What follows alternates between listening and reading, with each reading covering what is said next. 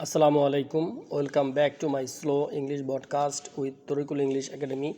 I hope you are fit and fine and you are practicing spoken English every single day. প্রিয় শিক্ষার্থীরা কেমন আছেন? আশা করি সবাই অনেক বেশি ভালো আছেন। আজকের এই চমৎকার সেশনটিতে আপনাদের সকলকে ওয়েলকাম করছি। আমাদের ধারাবাহিক ক্লাসের আজকের যে পর্বটি রয়েছে সেটি পাস্ট ইনডিফিনিট টেন্সের প্রশ্নবোধক বাক্যগুলো কীভাবে আমরা তৈরি করব, অর্থাৎ ইন্টারগেটিভ বাক্যগুলো কীভাবে তৈরি করব, সেই ধারাবাহিক ক্লাসের আজকে third person singular number he এর ব্যবহারটা শিখব, হি এবং শি।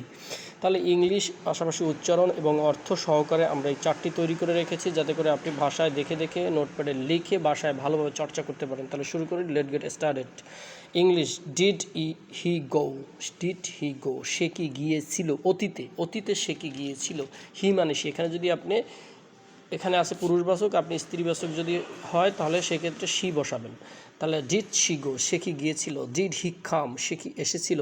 মনে রাখবেন, ডিড দিয়ে যখন আমরা প্রশ্ন করব, সাবজেক্টের পূর্বে ডিড বসলে তার মেইন ভার্বটায় প্রেজেন্ট ফর্ম বসে, অর্থাৎ সেখানে ভার্বের কোনো পরিবর্তন হয় না। ডিড হি ডু, সে কি করেছিল। ডিড হি ইট, সে কি খেয়েছিল। ডিড হি ড্রিঙ্ক, সে কি পান করেছিল।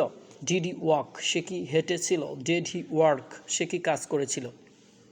প্রিয় শিক্ষার্থীরা, এগুলো হচ্ছে পজিটিভ ইন্টারগেটিভ, এগুলোকে বলা হয় পজিটিভ ইন্টারগেটিভ। এখন নেগেটিভ ইন্টারগেটিভ কী আছে? ডিড নট হি গো, সে কি যায়নি। আমরা ডিড নটকে সংক্ষেপে কন্ট্রাকশন ইউজ করে বলতে পারি ডিডেন্ট হি গো, সে কি যায়নি। ডিডেন্ট হি কাম, সে কি আসেনি। ডিডেন্ট হি ডু, সে কি করেনি। ডিডেন্ট হি ইট, সে কি খায়নি। ডিডেন্ট হি ড্রিঙ্ক, সে কি পান করেনি। ডিডেন্ট হি ওয়াক, সে কি হাঁটেনি। ডিডেন্ট হি ওয়ার্ক, সে কি কাজ করেনি।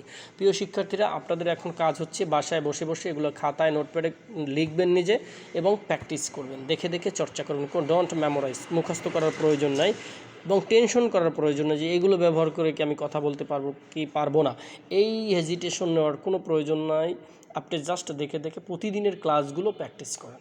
এভাবে 2 মাস, 1 মাস, 1 থেকে 3 মাসের মধ্যে আপনি কথা বলতে পারবেন। এজন্য বলছি প্রতিদিন চর্চা করতে হবে। অল্প অল্প শেখেন, কিন্তু প্রতিদিন সেটা ধারাবাহিকতা বজায় রাখতে হবে। ধারাবাহিকতা যদি আপনি মেনটেন না করেন তাহলে আপনি অনেক কিছু শিখেও কোনো কাজ করতে পারবেন না, কারণ ধারাবাহিকতাকে আপনার একটা সময় দীর্ঘায়িত করবে এবং সেখানে নিয়ে যেতে আপনাকে সহযোগিতা করবে।